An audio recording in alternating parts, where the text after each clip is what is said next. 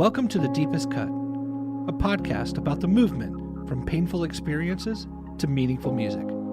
I'm your host, Matt Connor.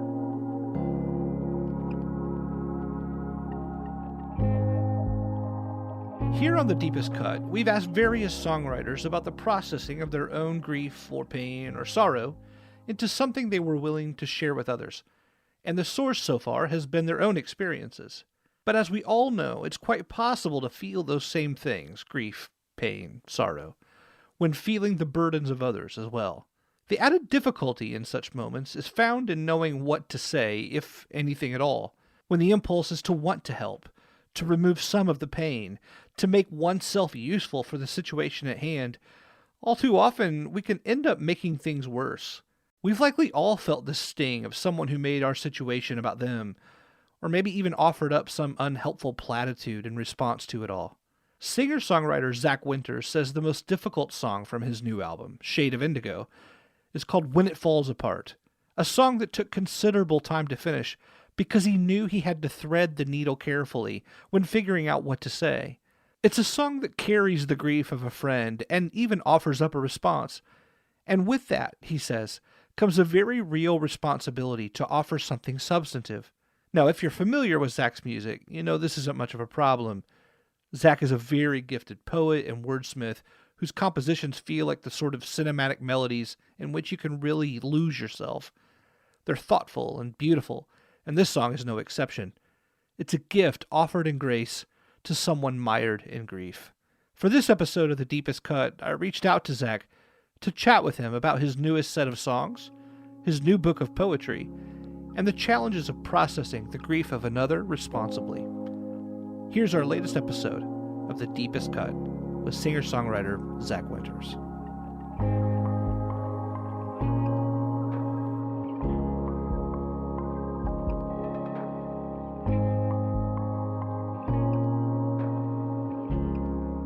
Hello and welcome to The Deepest Cut. My name is Matt Connor and I'm your host. For this session, I'm just so glad to be sitting here with Zach Winters. Zach, how are you today? And care to introduce yourself? How do you normally introduce yourself, by the way? Songwriter, you're also a father of four. I'm sure you wear many hats. I usually just say my name, and then I usually try to ask somebody about themselves. To deflect back. Yeah, just to keep things normal. Well, thank you for carving out the time to be on the show here. Obviously, you want to talk about your music and get into really the whole gist of the podcast here. But I'd love to kind of pan the camera back if we could before we get into When It Falls Apart, because this is part of a new album, Shade of Indigo, came out this year. So all of this is pretty fresh. When I approach you about, hey, what's the most difficult song? Like, is that pretty easy for you to identify? Do you identify this because it's on the newest set of songs? How deep is that well for you of maybe difficult or painful material? Uh, I've written a lot of songs relative to my previous self.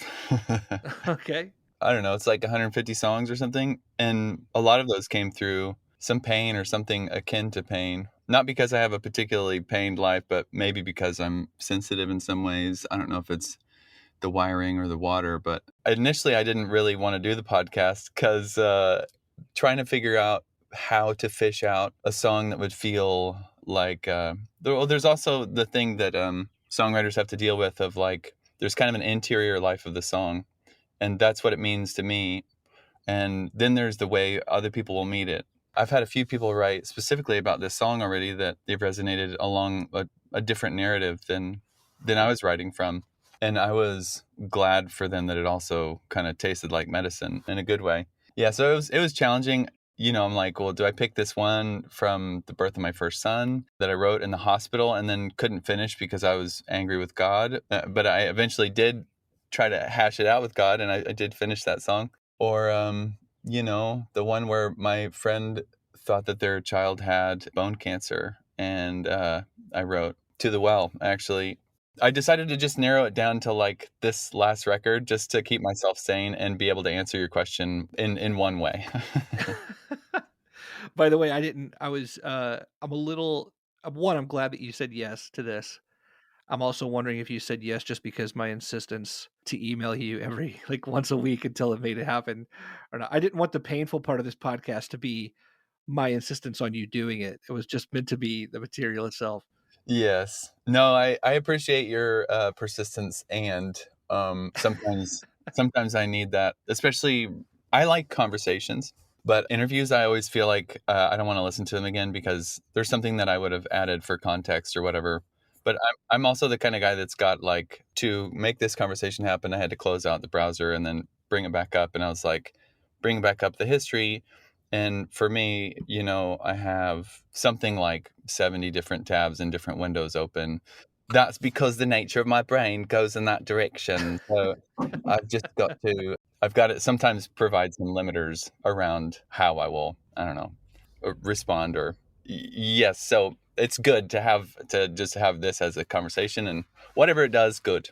Sounds good. Sounds good. You said, there was the birth of my son, there was the bunk. I mean, has songwriting always been like a cathartic outlet for you?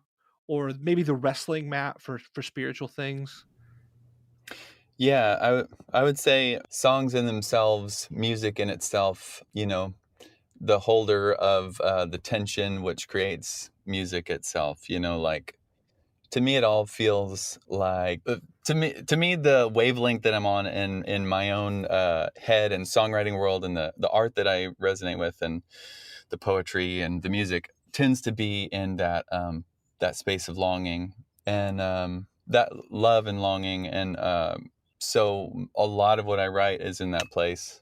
I feel that maybe I could write, bubblegum pop songs if I tried, but I feel the need to mean what I'm saying and what I'm writing. So yeah, my songwriting does tend to be seated in that place, and a lot of that is wrestling through some spiritual things. Some, in particular, the few songs that I mentioned and this one that we're going to talk about are empathic songs, which means that it didn't happen directly to me, but I was so close that I felt some of the blast of it, and I don't usually set out to write songs. Like, I need to write a song for my friend that's going through this, but it just sort of happens. There's just sort of like buildup of, I can tell my soul is generating a little song seed, and I realize that it needs to, give birth through song somehow.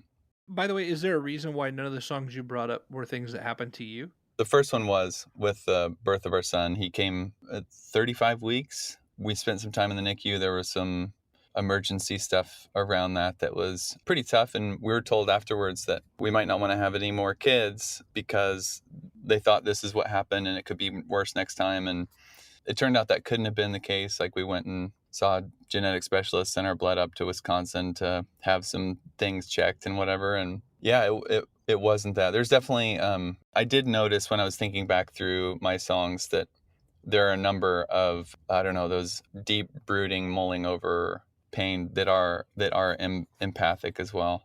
And maybe some of the ones that are that apply to me feel so vulnerable, or so in such a quiet place that they wouldn't necessarily occur as places that I would want to have much of a conversation, so much as for that sort of like devotional song to meet someone in their own quiet and pained place. We want to talk about When It Falls Apart, but Shade of Indigo, is this like a newer batch of songs? Do these go back quite a ways? Yeah, it actually came out the 24th of April, so like just a week and a half ago. Yeah, real fresh. Are all the songs on it fresh to you, or are these collected from a way back? They were all kind of from fall of 2022 to I don't know, I guess summer of 2023. So yeah, most of them are pretty fresh. There are some seeds of songs that are like, were kind of in my little seed pouch that I had been carrying around a little bit, but most of the writing took place in that kind of fall to spring. I love that word choice. Is that very much the way you view the craft? By the way, songcraft for you is a gardening. Yeah, actually, I kind of stumbled into the metaphor, although I feel like so many natural things have a correlative idea in the lives of us humans. I do feel like the agricultural metaphor of with songs from their kind of seed form to what do you have when you've got like the nursery of plants? They're germinating. That's when I feel like I'm getting to know them and sitting down and figuring out what I want to plant in the garden that will eventually be like a new record or something. Right now I've taken them through that like maturation process. They're full grown and they're ready to like bring to market. So I'm the little farmer down the road that's going to be taking my melons out I'm glad you carried that analogy all the way through. all the way. And hopefully there's some good seeds in it that are organic and they're replantable in your own garden. There it is. It's a helpful metaphor for me to know which stage I'm in and embrace that and not feel like I need to be seed finding right now. Yeah, just to kind of stay in the agricultural metaphorical rhythm. This song is one that you worked on for quite some time. Like I read you were writing about this song and basically said this may be the first song I worked on musically for this set and the last one I finished lyrically. Is that pretty uncommon amount of wrestling for you to for a song that you actually finish and release? And can you take us behind that? I started writing this song not knowing really what it was directed at, what it wanted to say. We were camping up in Colorado, me and my family, and they had gone to sleep in the tent behind me. I was letting the embers die and playing my guitar in an open tuning, which I'm not that familiar with, but kind of fell into this circle and melody. And initially just had kind of a phrase that I nursed a little bit and ended up throwing into the seed pouch because it was time to go to sleep. When I revisited it, it felt like it was about a couple that had been married and gone through a divorce that I'm friends with, and I think it was challenging partially because in some ways I was stepping into that unasked and also wanting to give like proper emotional voice to some of those things I was kind of watching unfold in a painful way. So there was something about like both empathically like kind of feeling some of those things that were happening. And it wasn't the first time I've seen friends go through that kind of pain and separation and divorce, but it's a rough thing, and it's I think deeply disorienting. And so I in some ways I wanted to like have compassion, and I think the part that is really difficult to find the words that felt both like they were empathetic and compassionate and not presumptive, I guess. It's really challenging to know how to finish the song. I had a different bridge to it for a while that I floated out to a couple friends. They know and love me, and I trust their musical taste, and they're like, man, I feel that, but it doesn't quite feel right. I've had to do this with a few songs where I was like, all right, I've tried to kind of offer a landing and it feels sort of hollow, like a friend who's going through something that all you can say is, man, that sucks. I love you, and I don't really have any wisdom. I don't know how to give you comfort, and not all friends always need us to be that thing for them. Sometimes we just can't. So I ended up just kind of leaning into like, God, what would you say to her? That's how I was able to finish the bridge. It didn't feel like I was using my voice anymore. I guess in some ways I had to do this with a song from the last record, Time of Unknowns, where I was trying to comfort and I couldn't find it in myself. And I realized I needed comfort. I needed to hear that from an outside voice. That's kind of what ended up happening with this song as well, and how I was able to finish it out. Were the bridges more hopeful that you like you said I had another bridge would like did it feel a little bit forced in that way like trying to put a bow on something? Yeah, I think I was trying to put a bow on it, but I was also attempting to use some language that I had previously left untouched. It didn't land quite for me, even though I actually think people would enjoy singing that bridge probably more than this one, but not for the reasons that I would have hoped. What was so striking to me about this, I mean, there are several striking things about it. One, it's just it's a beautiful song. It's a beautiful song. There's like an honoring of the experience in this way. Like inside it, you're asking, you know, I'm still in the house, but where is home? Right? How does that feel to you trying to get inside their experience? Yeah, it was that strange kind of dual life of being a songwriter. I'm myself, and I'm also kind of like stepping into, sometimes when somebody gives you a word that you didn't know, and you're like, oh my gosh, that's a perfect description for something I've experienced or know about. I just didn't have a word for it. In some ways, I felt like that was the process I was entering into. Like you said, like honoring the experience. I wrote a lot of verses for it because I was trying to find that right language. And because the melodic phrasing is kind of short, to both tell a story that is I'm not trying to create a narrative.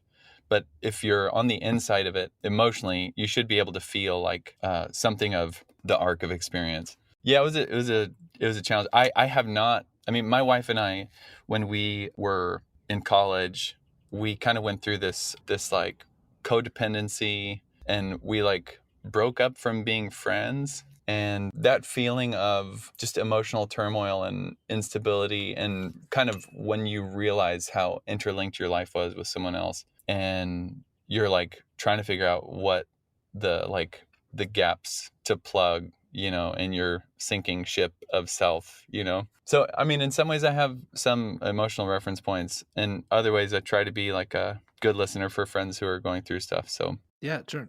It was great. It's a great song. By the way, can I ask this? Has the person who prompted this song heard the song? I don't know. And I'm not going to ask. I'm curious, but I don't know if it's, I've thought about sending it to them, but it feels so on the nose. It's like, hey, you remember that time when you were like crying really hard in the bathroom? I took a picture of you. What do you think of it?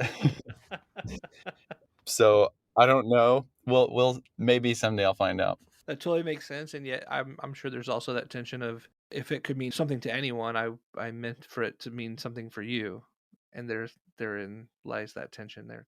It's strange because I guess I'm a little bit more guided by the empathic experience rather than an objective outcome of like, when I was writing it, I didn't imagine her hearing it. And as I was finishing it or writing it, I did imagine it. And I was like, I don't know how she would feel. So it's just, it's out there though. So, Well, Zach, I would love to give you the chance to. Is there anything else you'd like to share about the song before we have you introduce it? I recorded my stuff at home, and my friend Jesse Proctor, who's an amazing musician and drummer, played drums on there. And another friend, Nathan Culberson, played some of the electric guitar on there. The guitar that takes you into the bridge, that's him. I hope that whether or not people are able to resonate with the storyline that I wrote it around and the experience, that people do find some resonance with it. Well, we'd love to have you introduce the song if you're up for it. Yeah, this song is When It Falls Apart. It's on my new record, Shade of Indigo. I hope you enjoy it.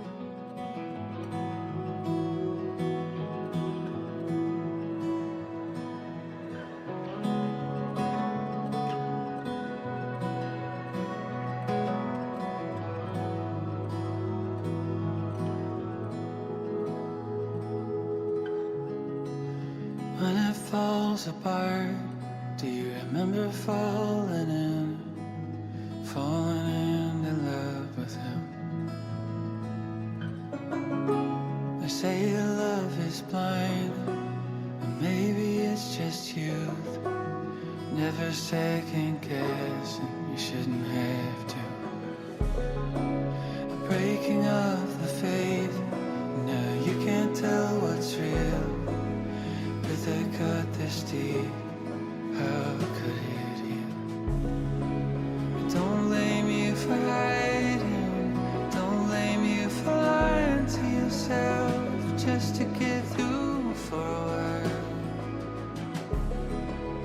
Don't blame you for hiding, don't blame you for lying to yourself just to get through for a while.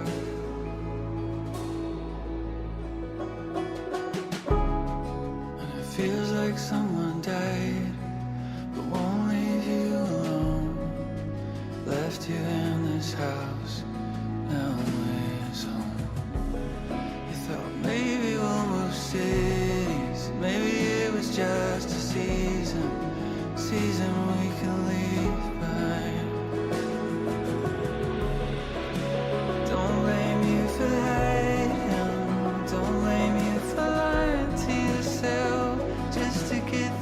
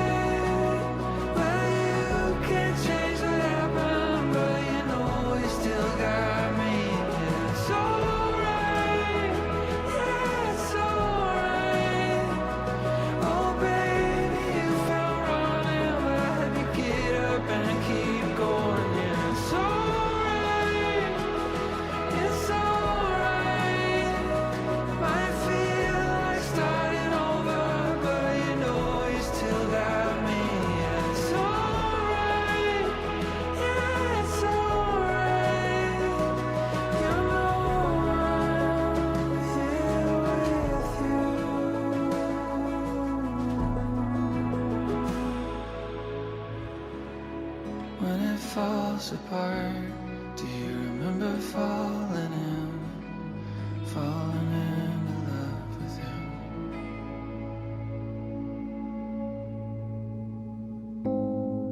You've been listening to The Deepest Cut, part of the Rabbit Room Podcast Network. Audio production and theme music by Isaac Vining. Logo and identity work by Meg Cook. The Deepest Cut was created and hosted by me, Matt Connor. Thank you so much for listening.